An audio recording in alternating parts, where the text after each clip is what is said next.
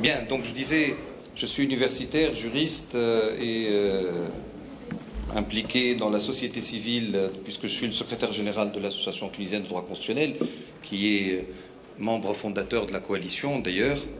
Alors, j'ai entendu dire comment est-ce que l'ISI ou l'IRI va contrôler ce qui va se passer, etc.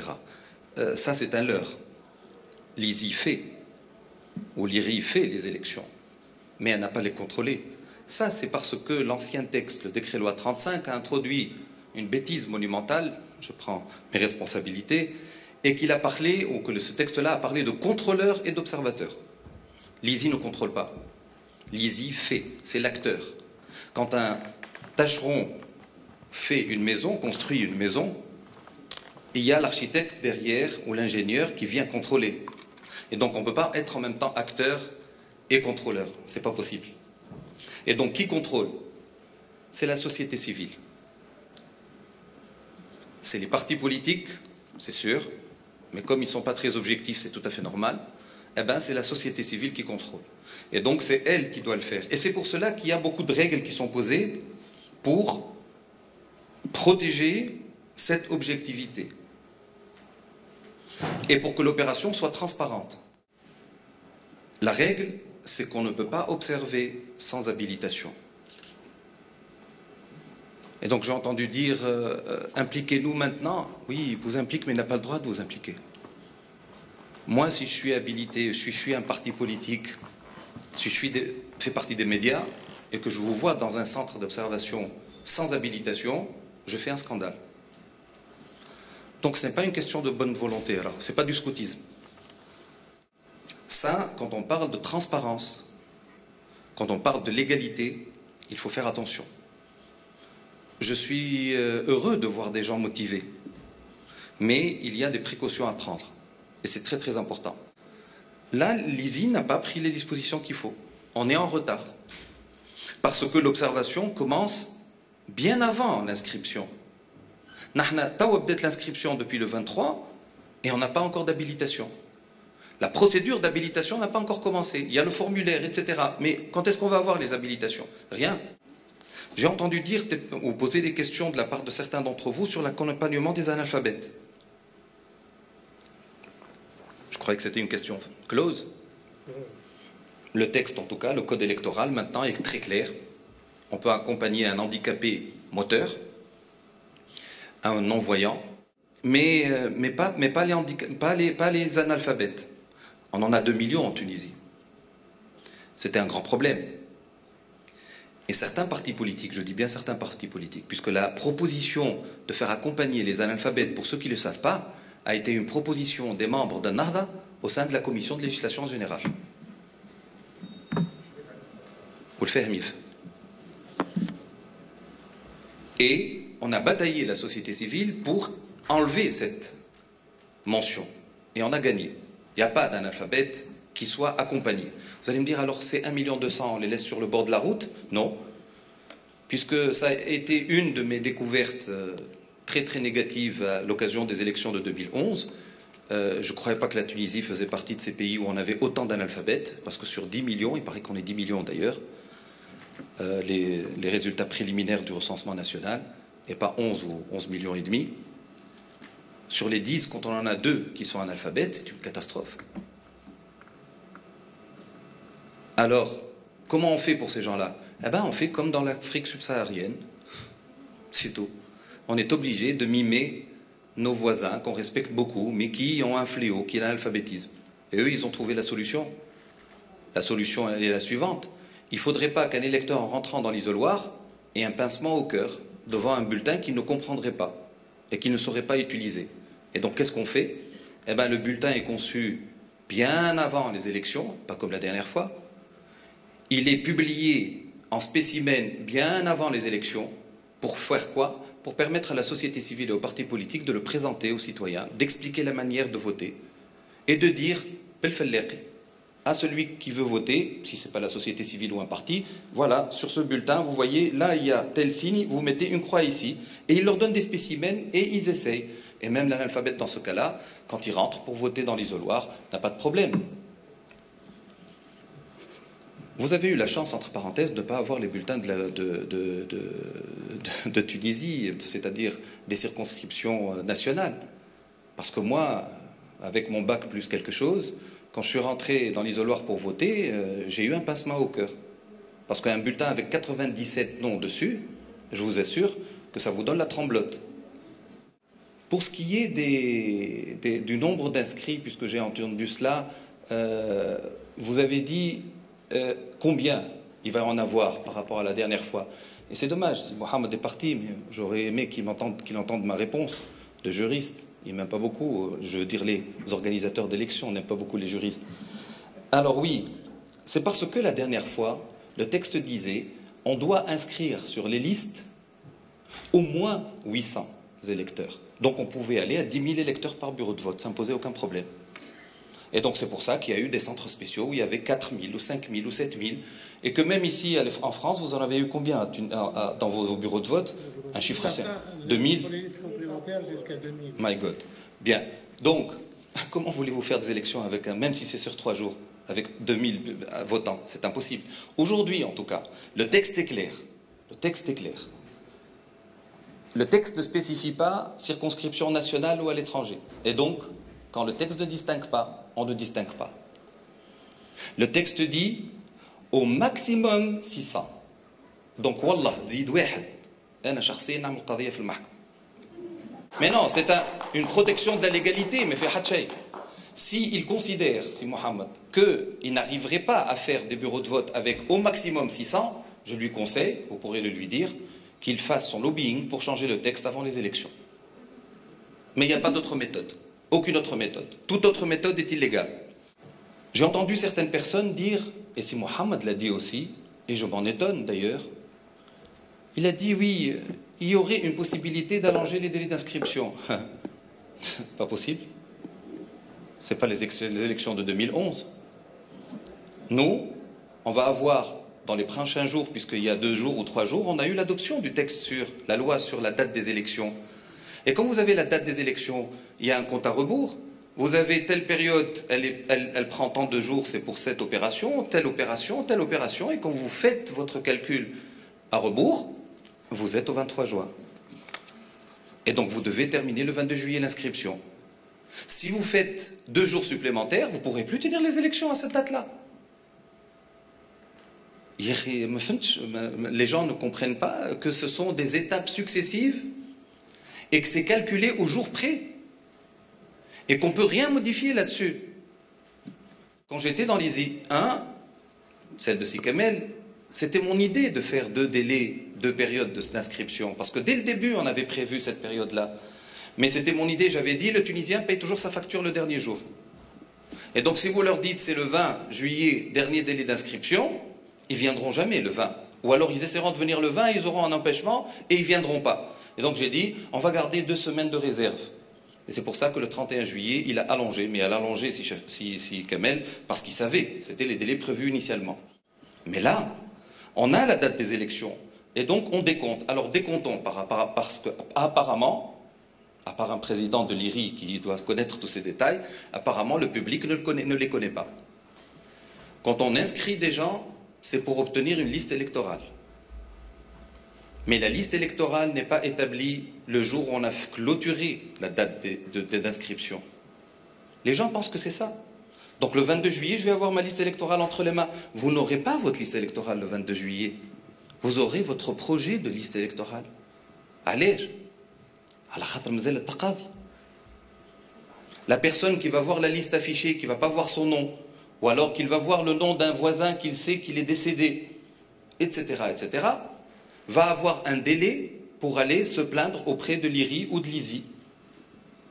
Et l'ISI ou l'IRI aura un délai pour répondre. Et s'il n'obtient pas gain de cause, il a les délais pour aller faire un recours devant les juridictions. Et il faudra dire merci à Sifar Moussa aussi, à ce propos, puisque je le cite, c'est mon doyen.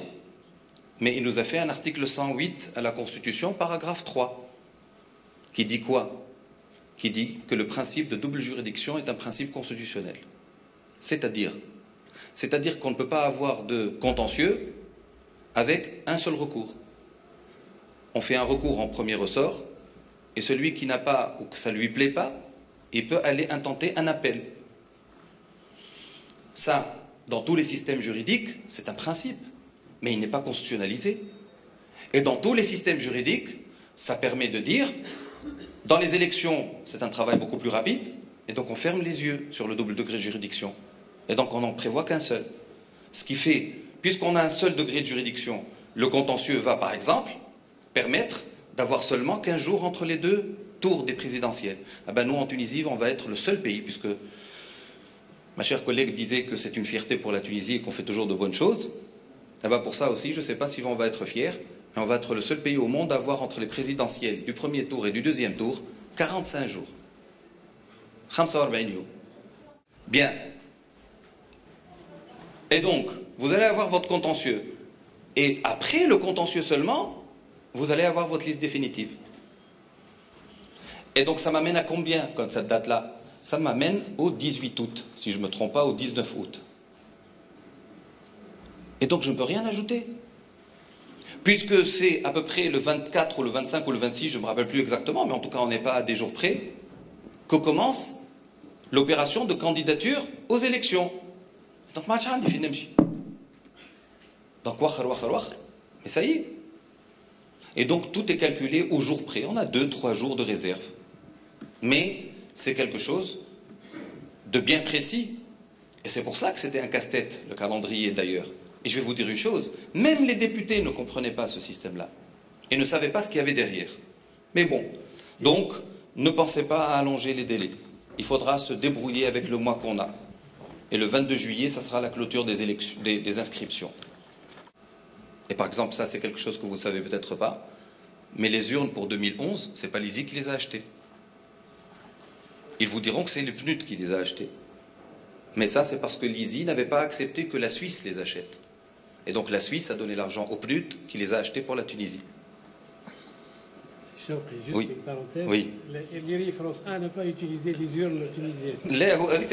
En plus, c'est qu'ils les ont fait acheter et après, mais par contre, c'est parce que comme ils savaient qu'il y avait 8000 bureaux de vote et que la Suisse en avait acheté 9000 ou 9500, je crois, parce qu'on prévoyait la casse, etc.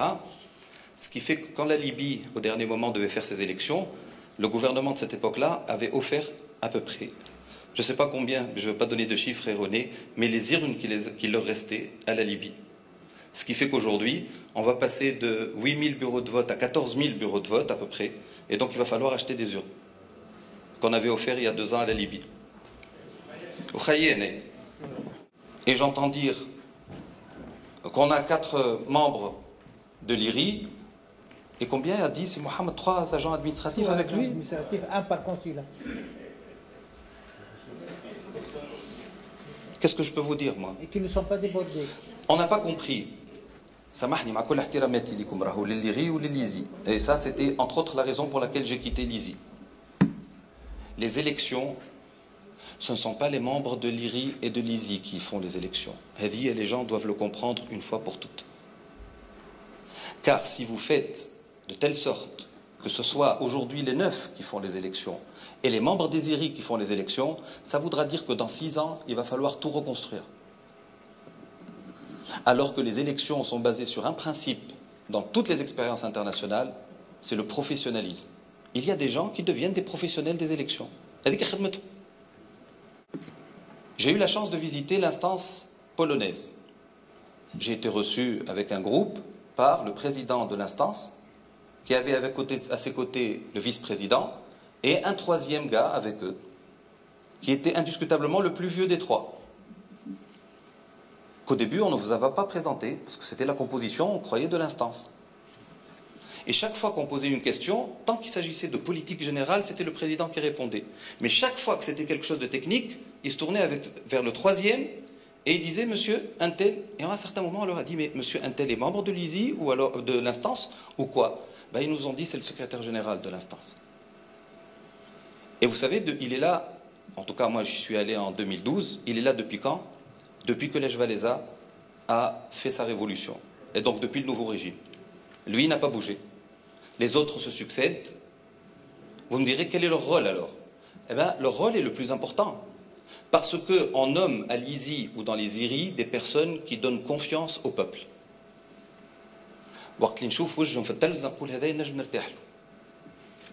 C'est des personnes de confiance. Et ils sont là pour ouvrir les yeux, pour donner les consignes. Mais ceux qui font les élections, c'est le corps administratif. C'est l'administration de l'instance électorale. C'est eux qui vont passer toute leur carrière dans cette boîte. Et c'est eux qui vont être les gardiens de cette manière de faire. C'est eux les professionnels. Et ils sont payés pour ça. Et quand les membres de l'IRI ou de l'ISI se reposent un peu entre les élections, eux ne se reposent pas. C'est ça. Eh bien nous, on n'a pas compris cela. Et même si l'ISI a eu de grands problèmes à cause de ce fait-là, eh ben on a reproduit exactement la même chose. Le texte a essayé de dire, voilà les pouvoirs de l'instance administrative. Et il y a eu une levée de bouclier contre ça. Alors,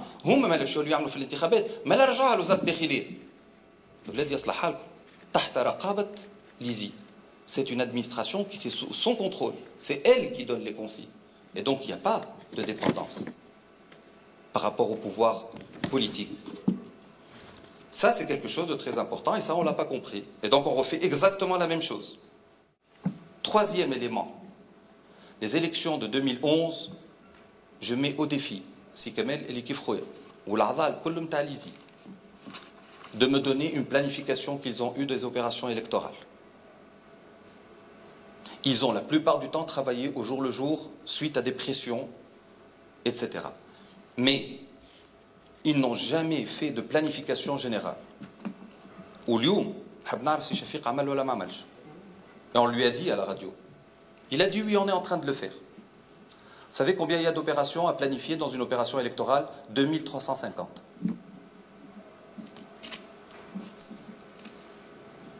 Et je suis sûr qu'on est dans la même situation.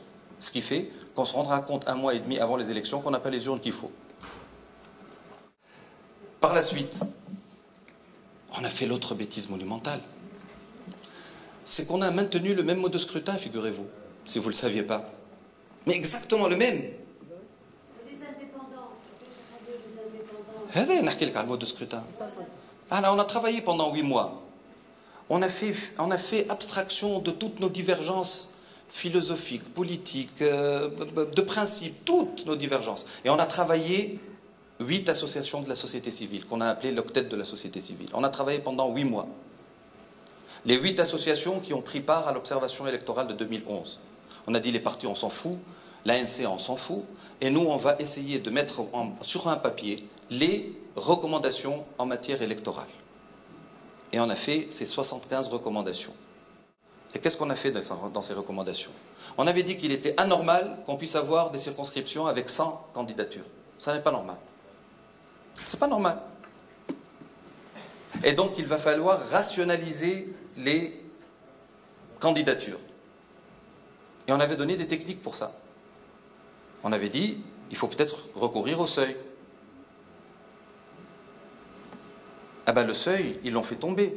Il était dans le projet présenté par JSF, qui faisait partie de la tête de la société civile, donc à l'ANC. Et le seuil y était quand il est sorti de la commission législation.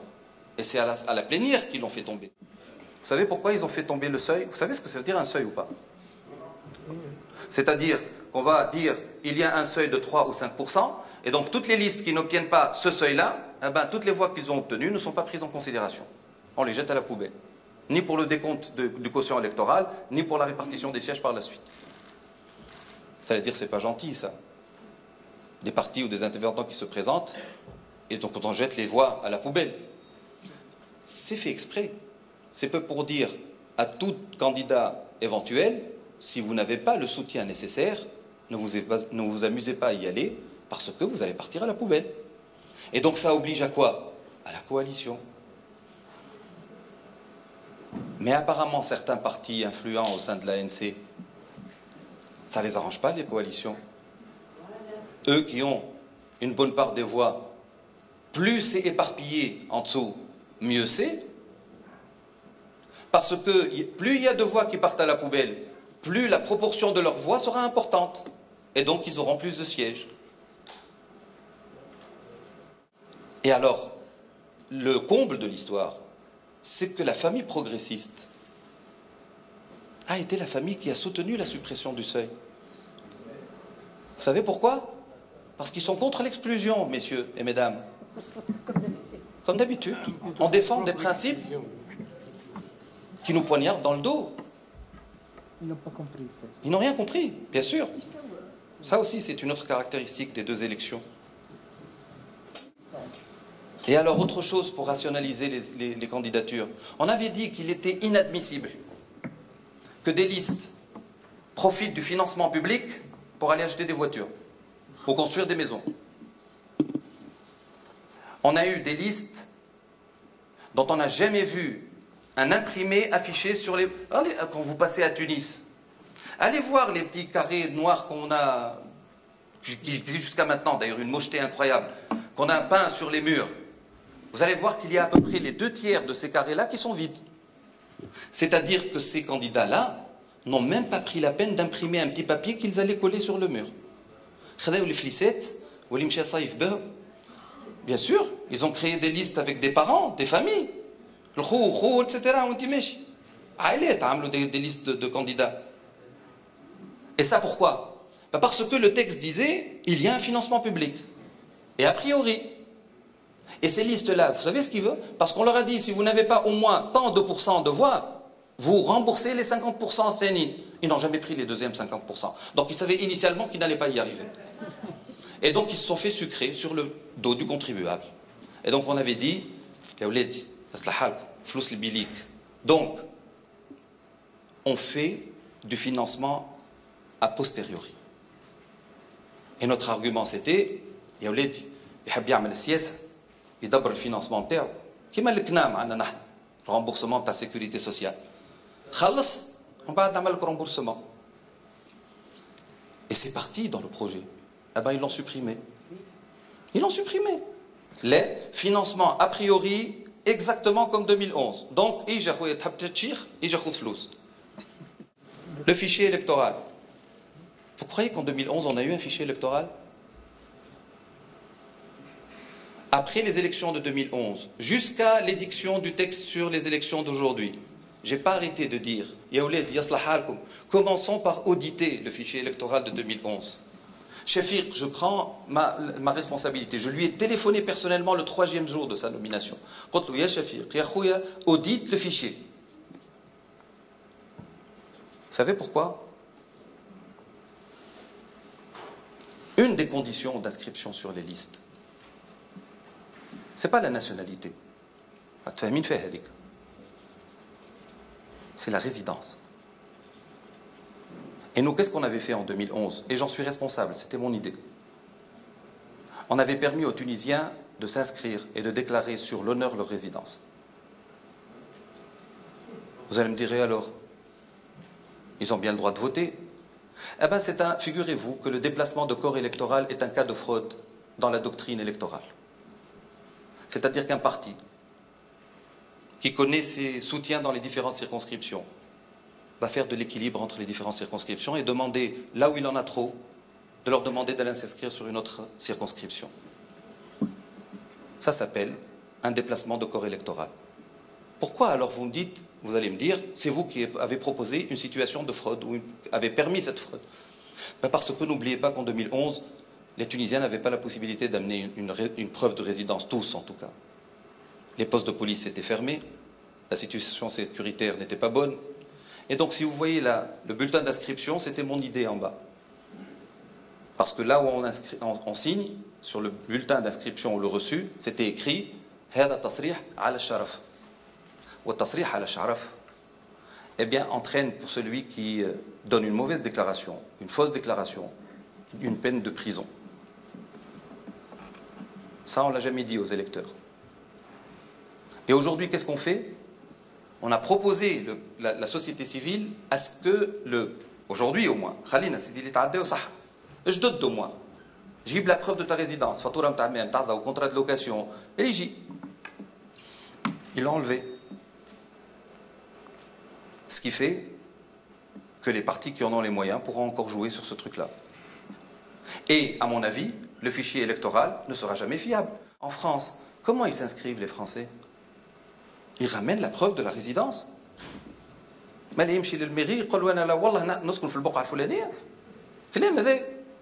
Maintenant, concernant la liste électorale, puisqu'on a gardé les mêmes bêtises, vous savez, la norme internationale pour avoir un fichier électoral fiable, c'est quoi? C'est un nombre qui est connu. On doit inscrire au moins 80% des électeurs potentiels. On en était à 50. Ça m'étonnerait qu'on arrive, avec ce mois qu'on a réservé, avec ce manque de publicité, avec ce manque de sensibilisation, à 80%. Et donc on sera en deçà encore des normes internationales pour le fichier électoral.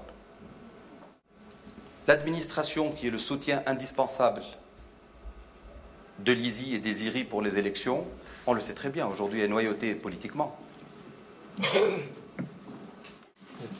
Ce qui a changé, c'est qu'on a instauré l'inscription active, et donc plus la passive du décret-loi 35, où on est quand même inscrit, même si on ne va pas s'inscrire, et où ça a donné les centres spéciaux, cette grande calamité.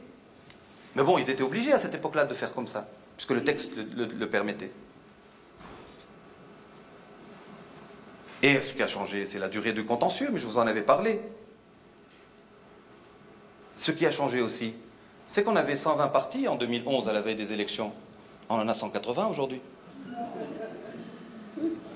Et il y en a encore qui se créent ces derniers jours. Et donc on va avoir un éparpillement encore plus important. Et donc est-ce on peut parler d'un statu quo par rapport à 2011? Je ne pense pas. Je ne pense pas. Alors la société civile, c'est son rôle d'essayer de faire changer les choses. On en a fait changer énormément. Parce que je ne sais pas, mais les Tunisiens connaissent sûrement, en tout cas je l'espère, la Constitution de 2014. Non. Si. Ah, non, ça c'est la forme officielle qui coûte 5 dinars chez l'imprimerie officielle. Doré. Oui, parce que l'association tunisienne de droit constitutionnel, parce qu'elle a considéré que la Constitution de 59, que je dois être un des rares en Tunisie à la pleurer, a été sacrifiée. Vous aussi? Oui, mais vous êtes en France, donc on est deux Tunisiens à la pleurer, chacun d'un côté de la Méditerranée. Non, moi je la pleure parce que c'est une constitution que j'adorais. Réellement. Et parce qu'on ne peut pas en vouloir à un texte, parce que ceux qui l'utilisaient en faisaient ce qu'ils voulaient. Et la constitution de 59, de l'avis de tous les spécialistes que je connais, en tout cas étrangers, et des sommités, ont toujours considéré que c'était une constitution très bien écrite. Très bien écrite. Mais comme elle a été tellement liée à Ben Ali et Bourguiba, etc., et donc on voulait se débarrasser de l'image du dictateur, donc on a jeté le bébé avec l'eau du bain. Mais la constitution de 59, pourquoi elle est partie? Elle est partie parce que les Tunisiens ne savaient pas ce qu'il y avait à l'intérieur. Donc c'était une question d'ignorance du contenu. Mais si les Tunisiens savaient que la constitution de 59 avait dans son article 9 la protection des données personnelles que la France même n'avait pas, et que seulement 13 États dans le monde constitutionnalisent ce principe, cette liberté, si vous lisiez l'article 5 sur les libertés et les droits de l'homme qui existe dans la Constitution de 59, ça vous donnerait la chair de poule, etc., etc. Et donc il fallait lui faire un toilettage maximum, changer une dizaine d'articles au plus. Et c'était une constitution qui pouvait encore rouler sa bosse pendant des décennies. On l'a jetée. Parce que Qasba II voulait une constituante. C'est ça. C'est ce que je dis. Bon, ne me poussez pas sur mes retranchements concernant la révolution. Donc ça a donné cette constitution. Mais pour arriver à cette constitution, ça nous a pris une année de notre vie. Parce que chaque fois... Non, 3. Non. Je parle de la société civile qui s'est... Parce que 3, oui. Mais vous savez, l'ANC a pris 1 an pour s'installer, a pris 1 an pour écrire la Constitution, et par la suite, elle a pris 1 an pour tuer un de ses membres, pour arrêter ses travaux, et pour la suite reprendre très rapidement, et en éclair, adopter la Constitution fils à fils. Et donc moi, je parle de l'année où on a négocié la Constitution. Et dans cette année où on a négocié la Constitution, la société civile, et principalement donc l'association tunisienne de droit constitutionnel qui organisait cela, les séances d'évaluation qui étaient très attendues chaque fois qu'il y avait un brouillon qui sortait de la Constitution, c'est nous qui avons combattu cette idée de la complémentarité de la femme. cette question de la société civile qu'on a imposée. C'est nous qui sommes les créateurs de l'idée de l'introduction de cet article 49 sur les limites des libertés. On y a participé de l'extérieur. On n'a jamais été auditionné par l'ANC. Ils refusaient de nous entendre. Mais on avait les médias, la télé, la rue. Et donc on a travaillé de cette façon. Et on a eu cela. Et quand on a obtenu cela, ça nous a fait un petit mal au cœur. Parce qu'on s'est dit, c'est écrit dans une langue tellement savante que les Tunisiens ne vont rien savoir de ce que ça comprend vraiment, malgré tous ses défauts. Et que dans quelques années, peut-être qu'il y aura des gens qui pousseront à un changement de régime et on déchèdera à la poubelle la Constitution de 2014 comme la Constitution de 1959. Et c'est pour cela que l'Association tunisienne de droit constitutionnel, mea culpa, je suis l'auteur de l'idée et le co-auteur, avec Salsabil Qlibi, Salwa Hamrouni, Hane Ben Abda, de la Constitution dialectale. Et on n'a pas traduit la Constitution Bederj, on a expliqué la Constitution Bederj. Et donc vous voyez, vous trouvez un article qui fait 2 lignes ici, ça devient 10 lignes dans ce texte-là. Et c'est écrit en dialectal. Et par la suite, on s'est rendu compte, parce qu'il a été tiré quand même à quelque chose comme 20 000 exemplaires, et donc il a bien circulé en Tunisie. Qu'est-ce que vous voulez? Mais un pays aussi proche que la France, vous n'en avez plus. J'en ai pris dernièrement à Lyon, j'en ai ramené une quarantaine ici. C'est sur Internet, donc téléchargeable en PDF, et dans quelques temps, l'enregistrement audio sera disponible. Parce qu'on s'est rendu compte aussi que les 2 millions de Tunisiens analphabètes ne pourront pas lire, dans tous les cas. Et donc, on est en train de faire l'enregistrement de tout cela. Et c'est ça le travail que fait la société civile. Mais la société civile aussi, eh ben, elle contrôle. Elle fait du lobbying, elle fait de la pression, elle contrôle. Avec beaucoup de tentations et beaucoup de difficultés. Et donc la société civile, tout de suite après 2011, on est parti en rang dispersé, chacun de son côté, on a tous fait de l'observation, mais parce qu'on n'était pas... Vous savez, je me rappelle très très bien cette période où on avait fait les habilitations, etc. C'était au dernier moment, on n'a même pas vraiment observé la période d'inscription, etc. En tout cas, on a fait ce qu'on a pu faire. Mais le problème, c'est que cette société civile, eh ben, si on passe en revue toutes les actions qui ont été entreprises, n'ont pas émis de rapport d'observation. Alors si vous faites une observation électorale, quel est l'intérêt de votre observation si, à la fin, vous ne rédigez pas un rapport d'observation pour qu'il reste dans l'histoire, pour que la nouvelle échéance électorale, l'ISI entre autres, puisse, sur la base de ce rapport-là, essayer d'améliorer la chose. Alors certains diront, oui, c'est pas la peine, l'ISI a fait son rapport. Oui, mais l'ISI est le maître d'œuvre. Donc son rapport, excusez-moi, il est bien, c'est sûr, mais il n'est pas objectif. Et donc il fallait qu'il soit une partie extérieure qui le fasse. Et il n'y a pas mieux que la société civile. Il y a eu les observateurs étrangers qui ont fait ça, les missions d'observation étrangère. Mais bon, vous savez, les missions d'observation étrangère, la plupart du temps, caressent dans le bon sens, ou dans le sens du poil. Et donc ils ne disent pas toujours ce qu'il y a vraiment à dire. Et donc par exemple, moi personnellement, je considère que le seul rapport qu'on peut prendre en considération, mais qu'il faut à condition de le lire entre les lignes, c'est le rapport du Centre Carter. Les autres, Centre Carter. Que j'appelle d'ailleurs, que j'ai toujours appelé la Bible des élections tunisiennes, à côté du rapport de l'ISI, bien sûr.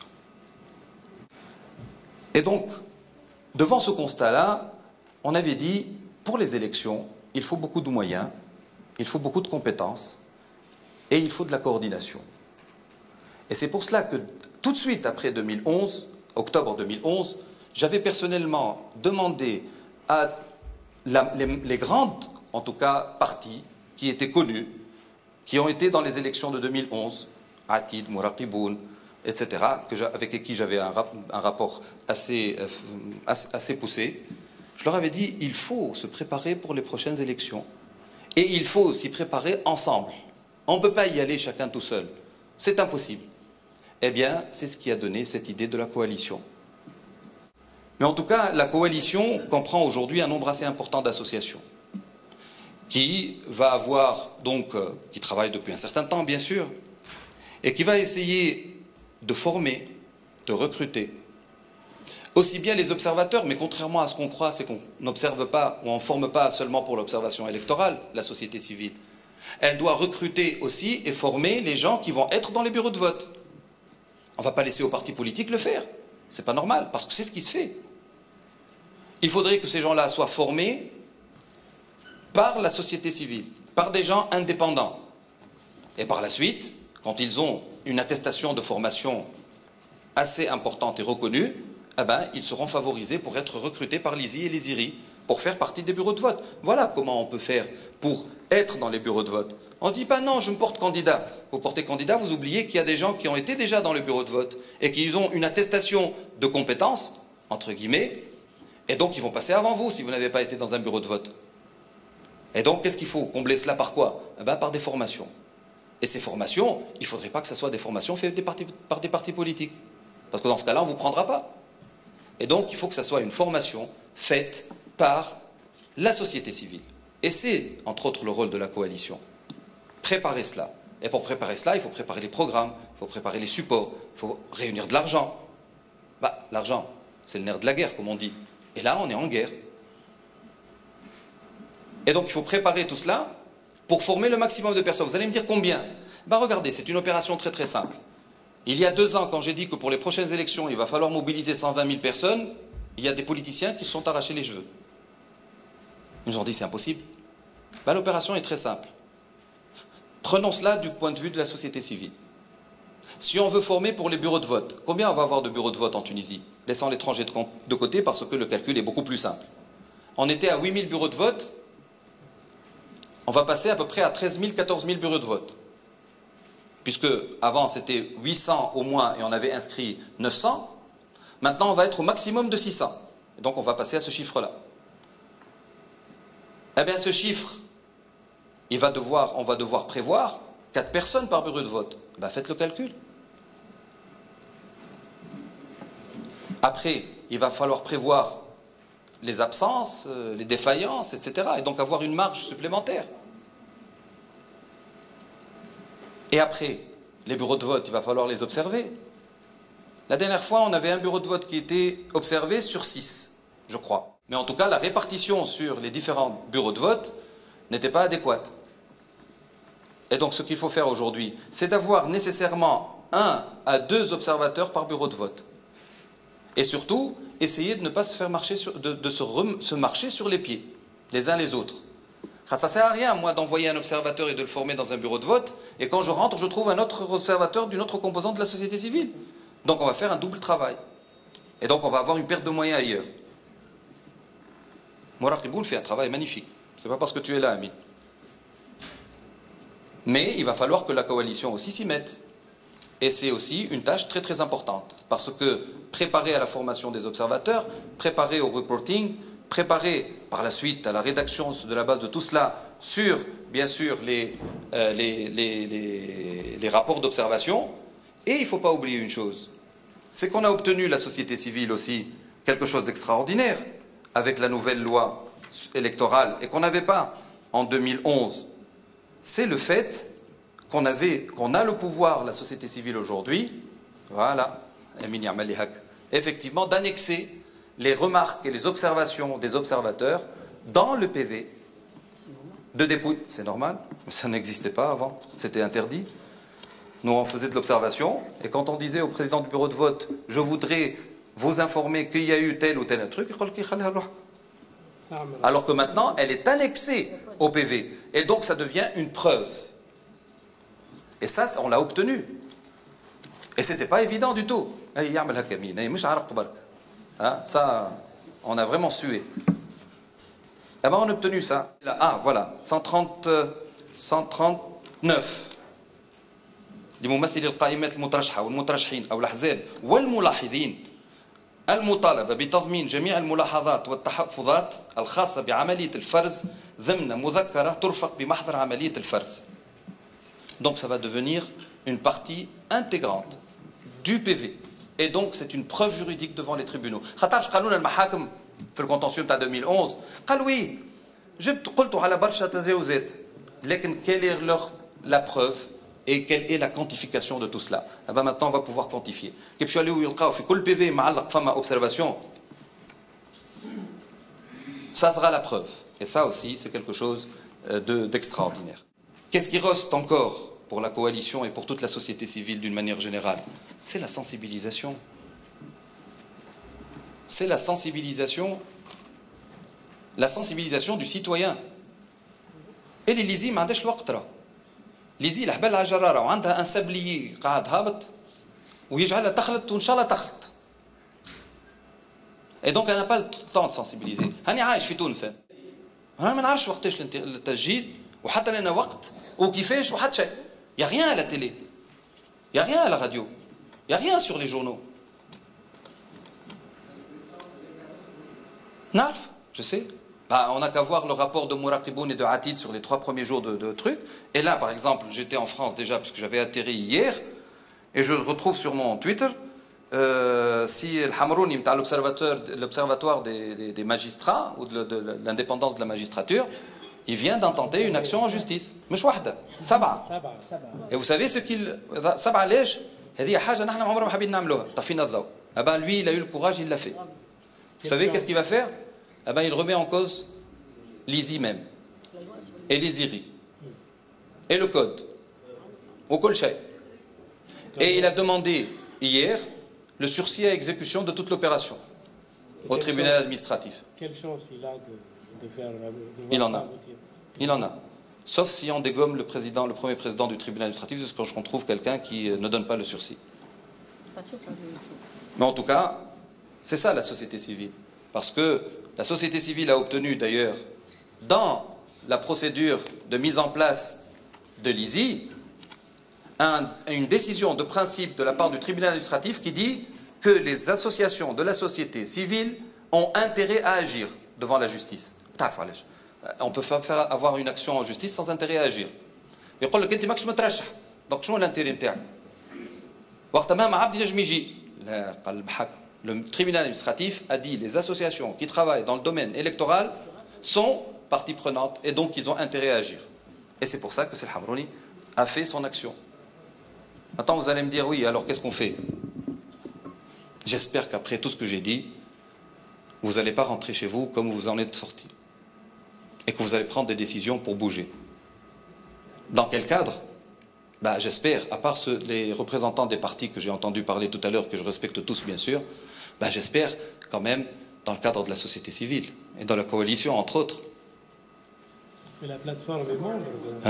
La plateforme a exprimé son souhait d'être membre. Oui, bah, personne n'est exclu. Moi je dis, il y a toutes les variantes possibles et imaginables. Donc après, c'est à chacun suivant ce qu'il décide au vu de sa conscience. Mais moi je dis, être tunisien, ce n'est pas aller élire. C'est mettre la main dans la pâte.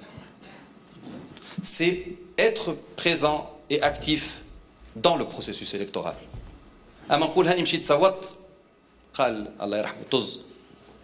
C'est nécessaire, c'est acquis ça. Mais c'est pas suffisant. Mais pas suffisant. Je vous remercie. Juste une petite chose. Je me pose la question, quel est le rôle de la société civile aujourd'hui? J'ai l'impression que la société civile est en train de faire de la politique. Donc il n'y a plus de différence entre société civile et parti politique. Mais ça c'est vrai, il n'y a aucune différence. Ça, on m'a toujours dit que la société civile ne devait pas avoir une opinion politique, je suis désolé. Où est-ce qu'on vit? On ne vit pas sur Mars. L'opinion politique, c'est avoir un avis sur la manière avec laquelle est géré notre pays. Et donc je ne vois pas pourquoi on n'aurait pas un avis politique. La preuve que j'ai un avis politique, c'est que je vais voter. Autrement, ôter à la société civile et à tous les membres de la société civile le droit de voter, comme on l'a fait pour les agents de l'ordre et les militaires indûment. Et donc, entendons-nous bien sur cette question-là, la société civile a un avis politique, ça tombe sous le sens, mais la différence avec d'autres personnes qui ont un avis politique, qui sont les partis politiques, c'est que la société civile ne pense et ne doit pas statutairement penser un jour exercer le pouvoir. Et donc comme nous étudions ce phénomène qui est le pouvoir politique et son exercice, donc, et qu'on n'a pas l'intention de l'exercer, ça nous donne ce poids. Ça nous donne, quand je parle de la société civile et que je parle, je dis, oui, vous pouvez hocher la tête, ne pas être d'accord, c'est votre droit le plus absolu, it's a free country. Mais, par contre, la société civile, partout dans le monde, a des avis politiques. On peut même, à propos de leurs avis politiques, dire, cette association ou cette tendance-là est plus proche de tel parti ou de telle tendance politique. Je n'ai pas à garantir la neutralité. S'il vous plaît, pas de débat parce qu'on a... Je suis neutre. هذه زاد كيف حاجة أخرى. أنا أستاذ تعليم عالي. وقت اللي نجي نصلح في الكوبي نتاعي quand je corrige ma copie d'examen ou les copies d'examen de mes étudiants, même s'il y a le nom des étudiants dessus, ça ne change pas. Ça ne change rien pour mon évaluation, ça pourrait être mon fils. S'il mérite un 2, je lui donne un 2. Ça me fera mal au cœur, mais je lui donnerai un 2. Ça, c'est des gens que les gens extérieurs à la société civile n'arrivent pas à comprendre. Mais en tout cas, la position de la société civile, c'est l'objectivité, et c'est la seule manière qui permettra qu'elle ait un poids auprès des politiques. Et c'est pour ça que je dis que tout le monde doit se mettre ensemble dans la société civile. Parce qu'il y a de tous les bords. نعرفوا أنه مرصد شاهد ولا أوفياء sont plutôt du côté de Nahda. Oui, mais on a travaillé avec eux pendant 8 mois. وتحب نقول لك تعاركنا وتسببنا ومش لازم نقول الممثل نتاع شكون خرج من l'opération et il est parti pendant à peu près 1 semaine et on l'a pas vu. Mais après on s'est remis à travailler ensemble. Et les 75 recommandations et les موجودين هذوكم, ce sont les membres de la société civile de tous les bords qui se sont mis d'accord sur ça. Eh bien, malgré tout cela, les politiques ne les ont pas pris en considération.